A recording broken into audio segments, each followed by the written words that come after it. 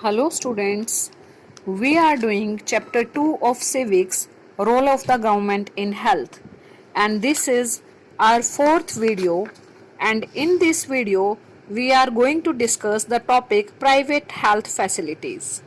In our previous video we have discussed about public health facilities, and now in this video we are going to start private health facilities. There is a wide range of private health facilities that exist in our country. A large number of doctors run their own private clinics. In the rural areas, one finds registered medical practitioners. Urban areas have a large number of doctors, many of them providing specialized services. There are hospitals and nursing homes that are privately owned. There are many laboratories that do tests and offer special facilities such as X-ray, ultrasound, etc. There are old shops from where we buy medicines. In this paragraph, what it is telling you that in our country there are so many private health facilities. हमारे country में बहुत सारे private health facilities हैं. हमें private hospitals बहुत देखने को मिलते हैं, प्राइवेट क्लिनिक्स बहुत मिलते हैं, बहुत सारे doctors, a large number of doctors जो हैं वो खुद के प्राइवेट क्लिनिक्स चलाते हैं. गांवों में हमें रजिस्टर्ड मेडिकल प्रैक्टिशनर्स, जिन्हें हम आरएमपीज बोलते हैं, वो लोग हमें मिलते हैं जिनके पास रजिस्ट्रेशन होती है, रजिस्टर्ड होते हैं वो, और उन्होंने मेडिकल प्रैक्टिस की हुई होती है. वो छोटा मोटा ट्रीटमेंट वो खुद कर देते हैं. लेकिन हमें जो डॉक्टर्स बहुत ज़्यादा क्वांटिटी में मिलते हैं वो मिलते हैं हमें अर्बन एरियाज़ में, शहरों में, और ये बहुत स्पेशलाइज्ड सर्विसेज हमें प्रोवाइड करते हैं. यहाँ पे शहरों में ऐसे बहुत सारे हॉस्पिटल्स और नर्सिंग होम्स होते हैं जो किसी की प्राइवेटली ऑन्ड होते हैं, मतलब खुद की पर्सनल होते हैं. जैसे हमें जो भी हॉस्पिटल्स, हम प्राइवेट हॉस्पिटल्स में जाते हैं, वो मोस्टली जो डॉक्टर होता है उस डॉक्टर का खुद का बनाया हुआ होता है. यहाँ बहुत सारी लेबोरेटरीज होती हैं शहरों में जिनमें टेस्ट हो सकते हैं, स्पेशल फैसिलिटीज़ होती हैं, जैसे एक्सरे करने की, अल्ट्रासाउंड करने की फैसिलिटीज़ होती है, और बहुत मेडिकल शॉप्स भी ऐसी होती हैं, केमिस्ट की शॉप्स होती हैं जहाँ से हम मेडिसिन खरीद सकते हैं. तो प्राइवेट हेल्थ फैसिलिटीज़ में हम देख रहे हैं कि यहाँ पे बहुत सारी फैसिलिटीज़ हमें प्रोवाइड होती हैं जो कि हमें गवर्नमेंट जो पब्लिक हेल्थ सर्विसेज थी वहाँ प्रोवाइड नहीं होती थी. मैं एक 2 पिक्स जो आपको यहाँ पे दी गई हैं, 2 पिक्चर्स आपके इस पेज पर, ये डिस्कस करना भूल गई थी लास्ट वीडियो में. Late us discuss now. In the first picture, a doctor in a rural health care center giving medicines to a patient. एक डॉक्टर जो है रूरल हेल्थ केयर सेंटर में पेशेंट को मेडिसिन, दवाई देते हुए ये पिक्चर दिखाई गई है कि जो पब्लिक हेल्थ सर्विसेज है वहाँ पे ऐसे डॉक्टर जो है वो दवाई देती हैं. मतलब फैसिलिटीज़ वहाँ भी मिलती हैं लेकिन उतनी नहीं मिलती जितने की हमें private health care facilities centres में मिलती हैं. In next picture, A woman and her sick child at a government hospital. एक औरत और उसकी छोटा जो बच्चा बीमार है वो गवर्नमेंट हॉस्पिटल में दिखाए गए हैं. According to UNICEF, more than 1 million children die every year in India from preventable infections. UNICEF जो है, UNICEF के according more than 1 million children die every year in India from preventable infections. हर साल 1 million से ज़्यादा बच्चे जो हैं वो ऐसे इन्फेक्शन से जिन्हें प्रिवेंट किया जा सकता है, जिनसे बचा जा सकता है, लेकिन फिर भी 1 मिलियन चिल्ड्रन जो है उससे भी ज़्यादा बच्चे इस वजह से मारे जाते हैं क्योंकि उनको स्पेशल ट्रीटमेंट नहीं मिलता है. बिकॉज पेरेंट्स के पास इतना पैसा नहीं होता कि वो प्राइवेट हॉस्पिटल्स में ले जा सकें, और गवर्नमेंट हॉस्पिटल्स में इतनी फैसिलिटीज़ नहीं होती है. दूसरा, उनको न्यूट्रिशियस डाइट पूरी नहीं मिल पाती है. इसलिए मोर देन 1 मिलियन चिल्ड्रन जो है यूनिसेफ के रिकॉर्ड के अकॉर्डिंग मतलब हर साल मर जाते हैं. ये बेटा इंटरनेशनल रिकॉर्ड है. And I would like to tell you here what is the full form of UNICEF. UNICEF क्या है? It is United Nations International Children's Emergency Fund, and it was created by the United Nations General Assembly on 11th December 1946. इसे 11 दिसंबर 1946 को create किया गया था। और इसको किस लिए क्रिएट किया गया था? To provide emergency food and health care to children and mothers in countries that had been devastated by World War to.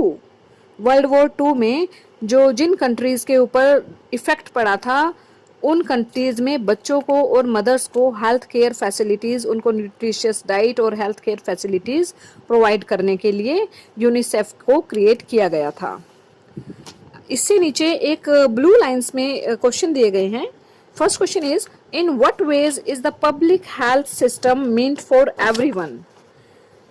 Public health system को हम पब्लिक हेल्थ सिस्टम क्यों कहते हैं, मतलब पब्लिक के लिए इसको बनाया गया है, ऐसा क्यों कहते हैं? ये मैंने पहले फर्स्ट वीडियो में भी आपसे डिस्कस किया था, इससे पहली वीडियो में, but let me discuss here again.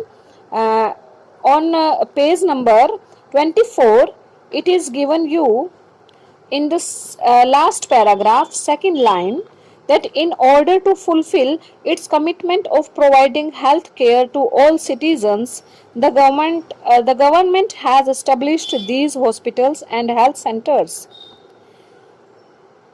Also, the resources needed to run these services are obtained from the money that we, the public, pay to the government as taxes. इसे हम public health facility इसलिए बोलते हैं, public health services इसलिए बोला जाता है क्योंकि एक तो यहाँ पे कमिटमेंट हुई है कि हम सभी लोगों को, चाहे वो गरीब हो अमीर हो, हम सब लोगों को बहुत अच्छी हेल्थ फैसिलिटीज़ प्रोवाइड करेंगे। हॉस्पिटल्स बनाएंगे, हॉस्पिटल्स में हेल्थ सेंटर्स भी आ जाते हैं। हम सब, गवर्नमेंट ने ये कमिटमेंट किया है कि हम सब लोगों को ये फैसिलिटीज़ प्रोवाइड करेंगे। दूसरा, इसे पब्लिक हेल्थ फैसिलिटी इसलिए भी कहा गया है क्योंकि जिन वजह से, जिस मनी से ये हॉस्पिटल्स चलते हैं, ये हेल्थ सेंटर्स चलते हैं, वो मनी जो है वो हमें पब्लिक से ही गवर्नमेंट लेती है। किस फॉर्म में? टैक्सेस के फॉर्म में। जो पैसे हम टैक्स के तौर पे गवर्नमेंट को पे करते हैं, उसी मनी को इन फैसिलिटीज़ को प्रोवाइड करने के लिए यूज़ किया जाता है। इसलिए हम कह सकते हैं कि hence such facilities are meant for everyone. In the next lines, one more question is given to you, that list some primary health centers or hospitals near your place. From your experience or by visiting any one of them, find out the facilities provided and people who run the center. You all know about this. बेटा, आप hospitals में आप लोग भी जाते रहते हैं, आप पब्लिक हॉस्पिटल्स में भी गए होंगे, प्राइवेट हॉस्पिटल्स में भी गए होंगे। Then you can share your experience by writing in rough notebook. और इससे जो ऊपर वाला क्वेश्चन है, that you have to write in your notebook. On the next page, here at one side a picture is given to you. Let me discuss at first. A post operative room in a leading private hospital in Delhi. यहाँ पे एक private hospital में आपको ये जो room दिखाया गया है, ये है post operative room. Post operative means जहाँ पे ऑपरेशन के बाद, किसी सर्जरी करने के बाद में पेशेंट को लाया जाता है, वहाँ उसे जो भी सर्जरी के बाद का ट्रीटमेंट है वो सब जो दिया जाता है, उसे पोस्ट ऑपरेटिव रूम बोला जाता है। तो अब हम डिस्कस करते हैं next lines. As the name suggests, private health facilities are not owned और कंट्रोल्ड बाय द गवर्नमेंट। जैसा कि प्राइवेट हेल्थ फैसिलिटीज़ के नेम से ही हमें क्लियर हो रहा है कि ये गवर्नमेंट इसको नहीं चलाती है, कोई गवर्नमेंट इस पे कंट्रोल नहीं करती है।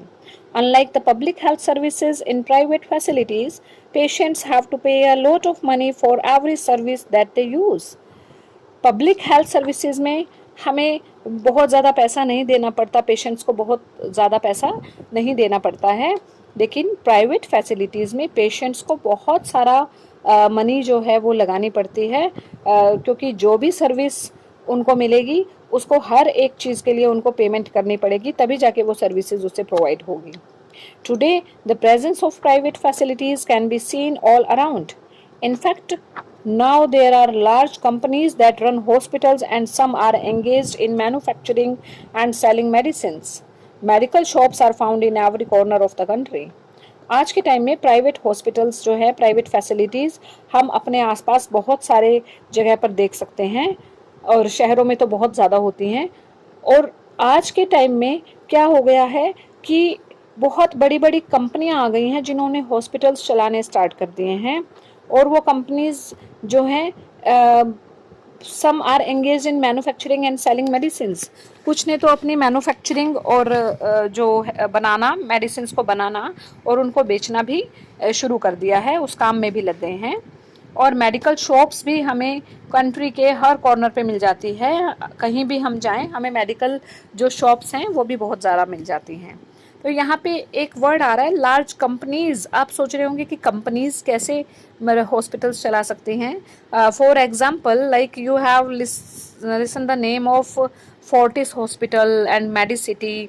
तो जो ये हॉस्पिटल्स हैं these are run by the companies. बहुत लोगों का ये 2-3 मेंबर्स जो हैं वो इसमें पार्टनरशिप में होते हैं और वो अपनी कंपनी क्रिएट कर लेते हैं और उस कंपनी के अंडर ये हॉस्पिटल्स चलाए जाते हैं ताकि इनको ज़्यादा प्रॉफिट हो सके।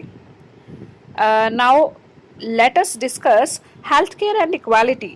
Is adequate health care available to all?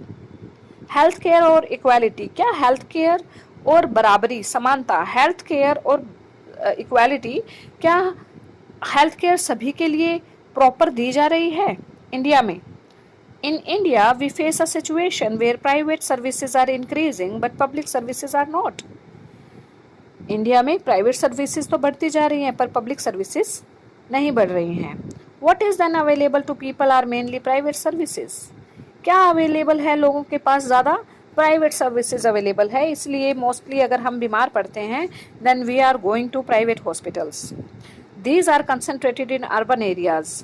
ये जो प्राइवेट सर्विसेज हैं ये अर्बन एरियाज़ में, शहरों में बहुत ही ज़्यादा कंसंट्रेट मतलब बहुत ही ज़्यादा हो गई हैं। The cost of this services is rather high.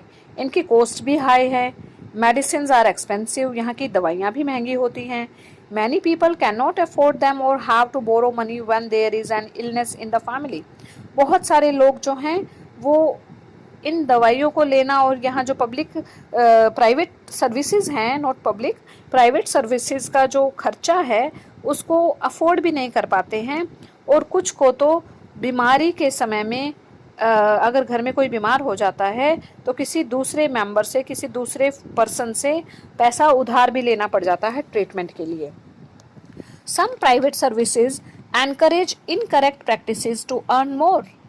कुछ प्राइवेट सर्विसेज जो है वो कुछ गलत तरीके से भी और ज़्यादा पैसा कमाने की कोशिश करती है, जैसे कि at times inexpensive alternatives do available may not be used. जैसे कि कई बार बहुत सस्ती दवाइयाँ, इनएक्सपेंसिव मतलब जो ज़्यादा महंगी नहीं होती हैं, ऐसे अल्टरनेटिव्स दवाइयाँ, इंजेक्शंस कुछ भी आ जाता है इसके अंदर, जबकि इजीली अवेलेबल होती है। इजीली वो दवाइयाँ जो है वो हम लोग ले सकते हैं, पर वो फिर भी जो डॉक्टर्स हैं वो उसे प्रिस्क्राइब नहीं करते हैं। डॉक्टर हमें वो लिख कर ही नहीं देते हैं, उनको यूज़ ही नहीं करते हैं। For example some medical practitioners are found to prescribe superfluous medicines, injections और सलाइन व्हेन सिंपल मेडिकेशन में सफाइस। एग्जाम्पल के तौर पे बहुत सारे मेडिकल प्रैक्टिशनर्स जैसे कि डॉक्टर्स जो हैं वो सुपरफ्लुअस मेडिसिन्स, ऐसी दवाइयाँ बहुत ज़्यादा लिख कर देते हैं। सुपरफ्लुअस मतलब बहुत ज़्यादा ऐसी दवाइयाँ लिख कर देते हैं, ऐसे इंजेक्शंस और सलाइन लिख कर देते हैं व्हेन सिंपल मेडिकेशन में सफाइस, जहाँ पे बिल्कुल सिंपल दवाइयाँ भी काम कर सकती हैं। सफाइस मतलब सफिशिएंट, जहाँ पे सिंपल दवाइयाँ भी अपना काम कर सकती हैं, सस्ती दवाइयाँ काम कर सकती हैं, जबकि इसके बजाय जो डॉक्टर्स हैं वो हमें महंगी दवाइयाँ लिख करके देते हैं, बहुत ज़्यादा दवाइयाँ लिख करके दे देते हैं। In fact, barely 20% of the population can afford all the medicines that they require during an illness. बल्कि क्या है, इनफैक्ट वास्तव में एक्चुअल में तो बेयरली 20%, बेयरली मतलब हार्डली, सिर्फ हमारी पॉपुलेशन का सिर्फ 20% ही वो मेडिसिन अफोर्ड कर सकता है जो that they require during an illness. सिर्फ 20% ही हमारी पॉपुलेशन का दवाइयों को अफोर्ड कर सकता है। Hence even for those whom one might not think as being poor, medical expenses cause hardship. इस तरह से वो पर्सन भी जिसको हम पुअर नहीं कहेंगे, हम गरीब नहीं कहेंगे, जो मीडियम फैमिली से बिलोंग करते हैं, मीडियोकर फैमिली से बिलोंग करते हैं, उन लोगों के लिए भी मेडिकल एक्सपेंसेस को उठाना बहुत ही ज़्यादा हार्डशिप मीन्स मुश्किल हो जाता है। It was reported in a study that 40% of people who are admitted to a hospital for some illness or injury have to borrow money or sell some of their possessions to pay for the expenses. एक report के मुताबिक ये record किया गया कि 40% से ज़्यादा लोग, that 40% of people who are admitted to the hospital, 40% लोग पॉपुलेशन का जिन्हें हॉस्पिटल में एडमिट किया गया किसी इंजरी की वजह से या किसी बीमारी की वजह से, उन लोगों को अपने ट्रीटमेंट के लिए या तो कहीं से मनी उधार लेनी पड़ी या फिर उन्हें अपने पोजेशंस मतलब अपना कुछ ना कुछ प्रॉपर्टी के जो थी उनके पास उसको उस खर्चे को चलाने के लिए बेचना पड़ा। For those who are poor, every illness in the family is a cause of great anxiety and distress. जो गरीब हैं उनके लिए हर एक बीमारी, घर में जब भी कोई बीमारी किसी भी को भी हो जाती है, बीमार हो जाता है कोई, तो हर बार उनके लिए वो एंग्जाइटी और डिस्ट्रेस मतलब बहुत ही वो वरीड हो जाते हैं, उनके लिए चिंता का विषय बन जाता है। What is worse is that this situation tends to happen again and again. और उसमें वर्स क्या है, और भी ज़्यादा गलत क्या हो जाता है कि ये उनके घर में बार बार होने लगती हैं बीमारियाँ। क्यों होने लगती हैं? Because those who are poor are in the first place under nourished, क्योंकि जो गरीब है सबसे पहले तो उनको नरिश्ड फूड ही नहीं मिल पाता है। और इन फैमिलीज़ के पास these families are not eating as much as they should, ये इनको जितना खाना खाना चाहिए ये उतना खाना खा ही नहीं पाते हैं, इन्हें मिल ही नहीं पाता है। They are not provided basic necessities like drinking water, adequate housing, clean surroundings, etc. और इनको बेसिक नेसेसिटीज़, बेसिक फैसिलिटीज़ भी नहीं मिलती हैं, जैसे कि ड्रिंकिंग वाटर, साफ़ पानी नहीं मिलता है पीने के लिए, अच्छे घर नहीं होते हैं इनके पास, ये गंदे एरियाज़ में रहते हैं, क्लीन सराउंडिंग्स नहीं मिलती हैं, गंदगी वाले एरियाज़ होते हैं इनके, तो and therefore are more likely to fall ill, इसी वजह से ये ज़्यादा बीमार पड़ते हैं। The expenses on illness make their situation even worse, और बीमारी पर खर्चा लगने की वजह से उनकी जो सिचुएशन है और भी ज़्यादा बुरी हो जाती है। Sometimes it is not only the lack of money that prevents people from getting proper medical treatment, कई बार ये सिर्फ पैसे की कमी नहीं होती कि जिसकी वजह से लोगों को मेडिकल ट्रीटमेंट नहीं मिल पाता है, बल्कि women for example are not taken to doctor in a prompt manner.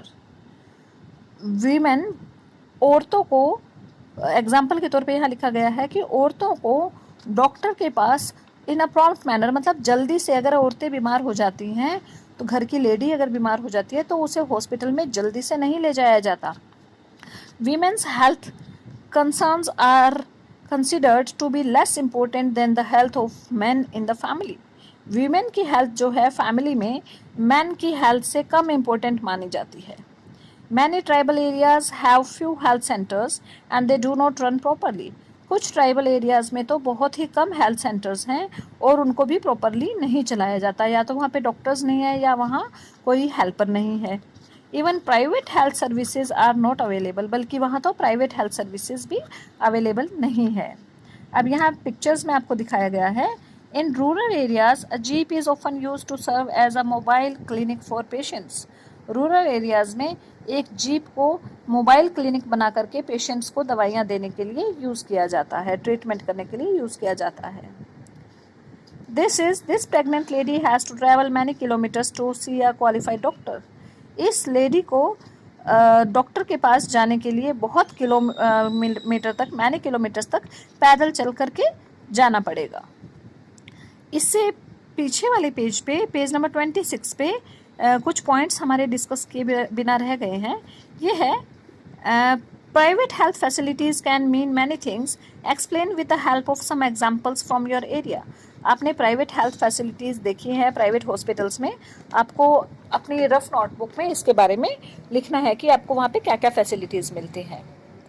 Next box में दिया गया है, the medical council of India's code of medical ethics states first of all ethics and generic names are given here in this box in bold letters. यहाँ पे जो words bold letters में आपको दे दिए गए हैं ethics और generic names, ये दोनों ही आपको पीछे glossary में दिए गए हैं. Learn the definitions from there. And ethics means the rules. हर एक की लाइफ में कुछ रूल्स होते हैं, कुछ प्रिंसिपल्स होते हैं, हम जिनको फॉलो करते हैं. सपोज हम ये कहें कि मैं कभी झूठ नहीं बोलता या मैं कभी झूठ नहीं बोलती, तो वो मेरा प्रिंसिपल है कि मैं कभी झूठ नहीं बोलती. तो इसे हम कहेंगे, हर मेडिकल काउंसिल ने of India's code of medical ethics states, medical council के भी कुछ एथिक्स हैं, कुछ प्रिंसिपल्स हैं.